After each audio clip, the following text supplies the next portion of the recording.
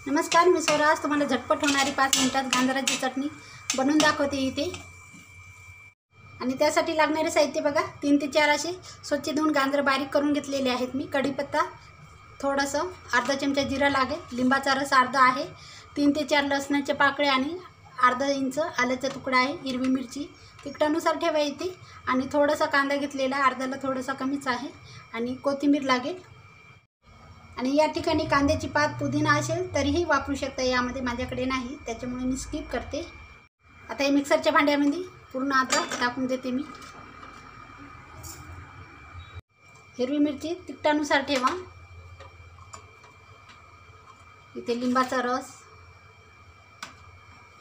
आणि कोथिंबीर, यामध्ये चवीनुसार मीठ टाकायचं आहे।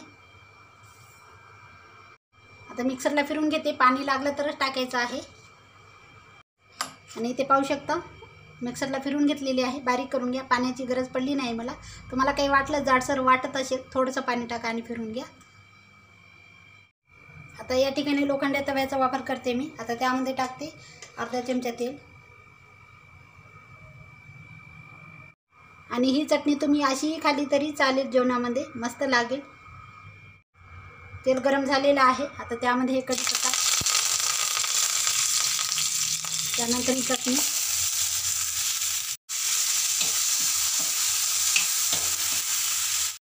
आणि अशा प्रकारे गाजराची चटणी करून बघा, जेवणामध्ये मस्त लागते, नक्की आवडेल तुम्हाला। आणि ही चटणी 1-10 मिनिट भर अशीच फिरवून घ्यायची, झाकण ठेवायचे नाही यावर। आता ही चटणी तयार आहे, काढून घेते मी। आणि या ठिकाणी बघा काढून घेतलेली आहे चटणी मी, किती छान दिसते, जवळून दाखवते। आणि यामध्ये पाण्याचा अजिबात वापर केलेला नाही, त्याच्यामुळं आरामात ही चटणी टिकते। नक्की करून बघा, आवडली असेल चटणी लाईक करा, शेअर करा, कमेंट करा, सबस्क्राईब करायला विसरू नका, चॅनलला नवीन असाल तर। भेटूया एका अशाच नवीन व्हिडिओ, तोपर्यंत धन्यवाद।